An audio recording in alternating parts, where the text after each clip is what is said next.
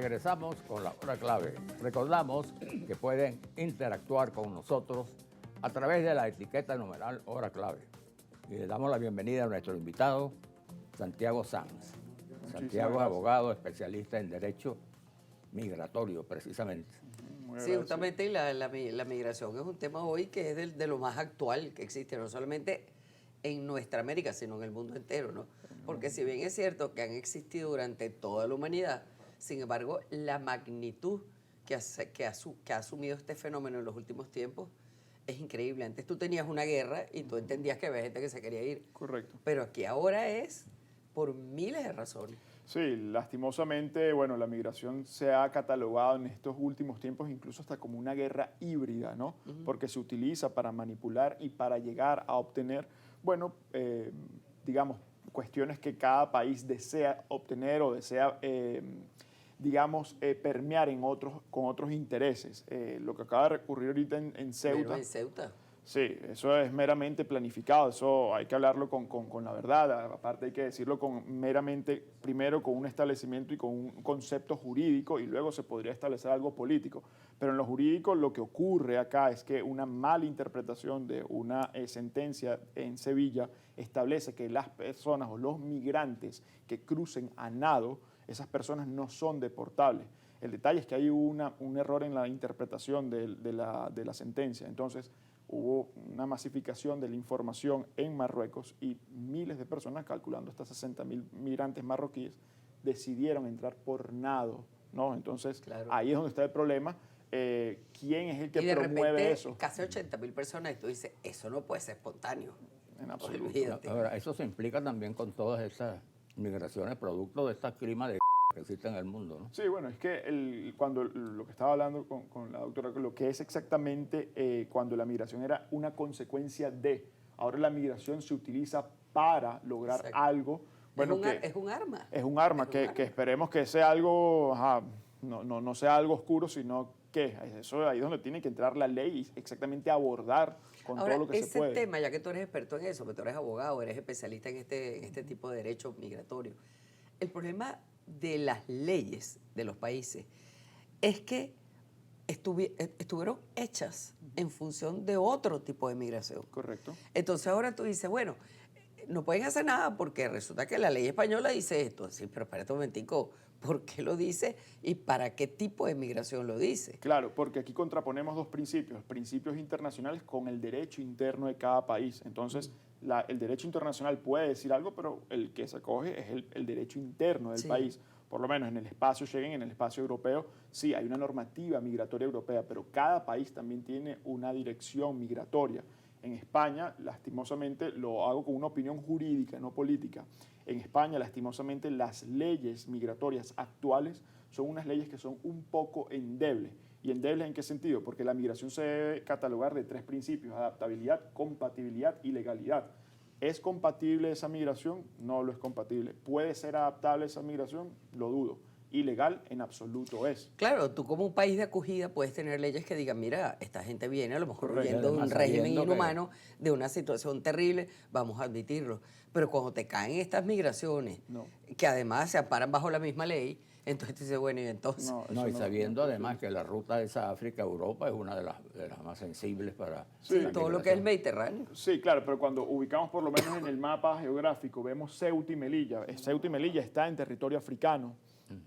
Justamente cuando está en el territorio africano, ha sido históricamente que Marruecos ha tenido algunos intereses en esos dos espacios territoriales. Entonces, por eso es que le digo, la migración en este aspecto ya no es una causa de, sino es algo para obtener qué. Entonces, ahí es donde tiene que entrar la ley. La ley tiene que ser severa en esto, porque no puede haber, digamos, pañuelos ocultos o papeles ocultos para obtener algo que es meramente humanitario, ¿no? Claro. El tema de América Latina con la migración en Estados Unidos, ¿cuál es tu juicio? No, bueno, la migración de los Estados Unidos, cada país tiene derecho a establecer sus propias normativas. Yo siempre lo coloco para ponerlo algo muy coloquial.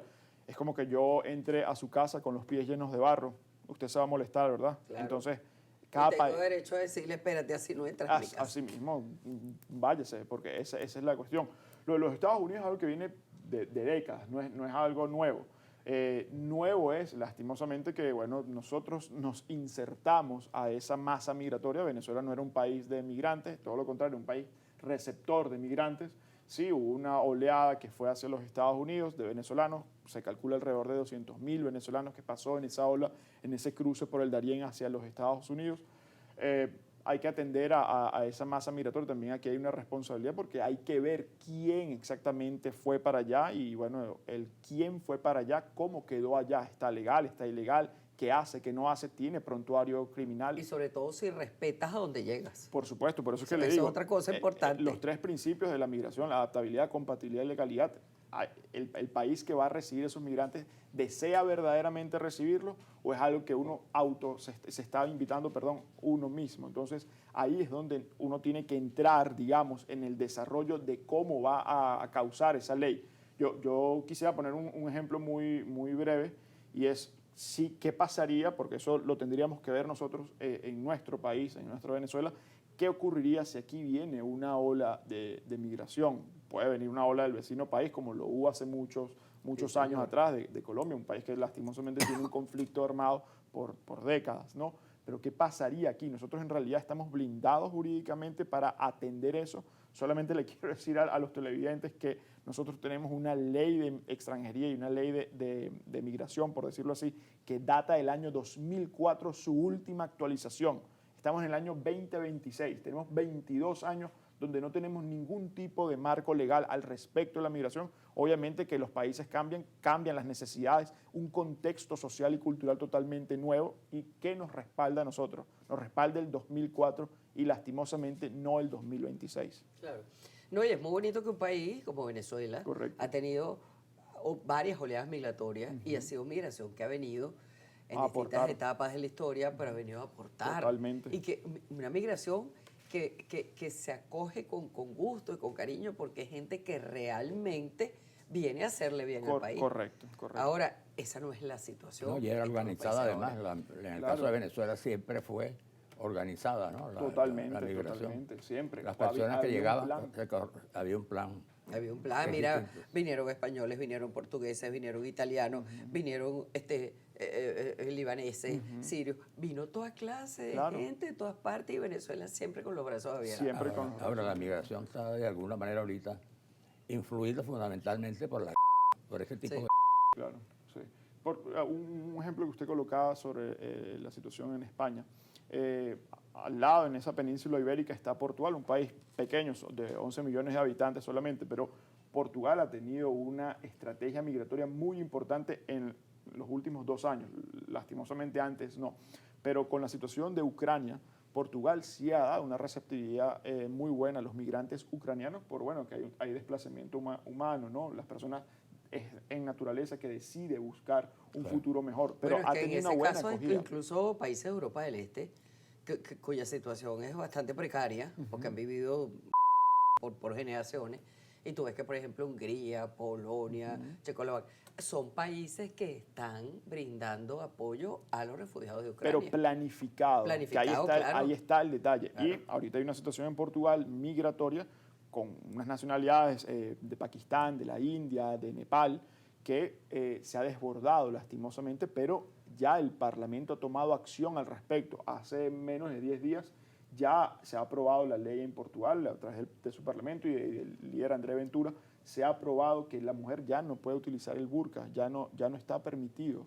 Entonces no porque sea algo malo, es porque es contrario a la cultura portuguesa. Claro. En la cultura portuguesa rinde, digamos, su desarrollo cultural es distinto, son católicos, tienen otras costumbres. Entonces, no es una masa extranjera o externa totalmente imponerse a la masa interna. Eso no tiene ni cabida en una sociedad. Es el ordenamiento interno, tener algo adaptado, planificado y que sea potable durante el tiempo, que esas personas que deseen ingresar al país, llámese Portugal, llámese cualquier país, sean en un desarrollo sostenible y tengan adaptabilidad a la cultura interna, no al revés. Eso es lo que sucede. Entonces, cuando se malinterpreta, eso se utiliza con otros fines, que ahí sí entra el fin político, y cuando entra el fin político, lastimosamente la migración se daña. Esa es la realidad. Ahora, hay unas contradicciones increíbles, ¿no? porque fíjate, por ejemplo, Estados Unidos. Estados Unidos le decían melting pot, precisamente porque es un país de personas que han llegado de todas partes. Claro, de todas partes. Ok, Estados Unidos no es un país nada más que los aborígenes nos sacaron atrás hace tiempo. No, no, en absoluto. Se ha nutrido de gente que ha llegado de todos lados. Ahora, en este momento ha habido un vuelco, un giro en esta administración, en donde verdaderamente yo creo que están pagando justo por pecadores. Vamos a ser, vamos a ser sinceros. Lo dijo usted muy bien. Lastimosamente es así. Hubo una administración pasada que pareciera que no existía ni la palabra migración en su tablero. Y bueno, la situación que hubo en la frontera, todo lo que es el border de Texas, Eagle Pass, El Paso, todo eso, se vio, fue un desbordo, pero totalmente clarísimo. Allá lo que se comprobó, comprueba que involucra lastimosamente a un país centroamericano, que había una red de tráfico migratorio. Sí. Venían personas de Pakistán, de la India, también del Nepal, llegaban en un vuelo directo a un país centroamericano que no les pedía visa y de ahí, desde el mismo aeropuerto, iniciaban la ruta hacia la frontera México-Estados Unidos. Son de las cosas que indignan, porque entonces uno que de alguna manera en algún momento de la vida ha sido extranjero en otro país, bien porque fuimos a estudiar o por lo que fuera, pero uno sabe lo que siente una persona, sobre todo si llega por razones de persecución política o por razones de miseria extrema. Uno sabe lo que es eso. Pero la manera de hacer las cosas es lo que hace que se cometan unas injusticias. Entonces, unos gobiernos por exceso, otros por defecto. Pero sí, es una buena comparación, pero siempre por eso hay que decir migración apegado a la ley. De ahí uno tiene que alzar esa bandera porque en desarrollo, digamos, jurídico, no puede haber una migración que sea contraria a la ley o que sea a espaldas de la ley, sino es una persona que va a quedar totalmente desdibujada del contexto donde va a arribar. Entonces, una persona que no tenga documentación, y se lo digo a todos los venezolanos que estamos regados alrededor del mundo, una persona que no se inserta adecuadamente, una persona que no tenga representación jurídica en dicho país, es una persona que está desdibujada. Y yo lo hago también como una crítica constructiva. Toda la comunidad que está fuera de nuestra frontera, países como el Ecuador, Perú, Chile, sí ha habido un acercamiento de que va a haber una reapertura diplomática, pero al no tener representación consular es un venezolano desdibujado. La comunidad no tiene la identidad y no tiene el derecho a ejercer la venezolanidad, no lo tiene. Entonces, al no tener una representación consular allá, ¿qué estamos esperando? Hay que tomar cartas en el asunto. Así es. Santiago, y estos venezolanos que estaban en el exterior y están regresando con ese programa Vuelta a la Patria, que bueno, no sé cuál es la cantidad. ¿Cómo ves tú esa? Es algo que es un control mínimo en realidad, sí, sirve de algo, pero yo lo digo con mucha responsabilidad. Hay un plan para ellos y lo digo con seriedad y sobre todo con responsabilidad, apegado a ley. No es darle un desayuno cuando ellos arriben acá y sacarle la cédula y los despachan. No, eso no tiene ningún sentido, eso es para la foto y ya. Hay que tener un plan de cómo esa persona va a abordar su retorno. De porque, cómo tú lo reinsertas. Claro, porque esa persona no va a vivir del aire, no va a vivir de la imaginación, tiene que vivir del trabajo como debe ser en cualquier lado del mundo. Entonces, reinsertar a esa persona tiene que tener un plan estructurado, no es darle un desayuno y despacharlo a su casa. Y beneficiarte como gobierno del efecto político. Totalmente. Regresa a la gente. Sí, regresa a la gente porque no ha podido sobrevivir afuera. Por supuesto. Y este es su patria y tienen derecho a regresar. Y tienen derecho totalmente. Ahora, regresa al mismo problema que la hizo Isla. Ahí está el detalle. Ahí está el problema. Uh-huh. Bueno, muchísimas gracias, Santiago, gracias a ustedes. por estar aquí con nosotros. Bueno, todo muy bien. Gracias. Vamos a la pausa, ya volvemos.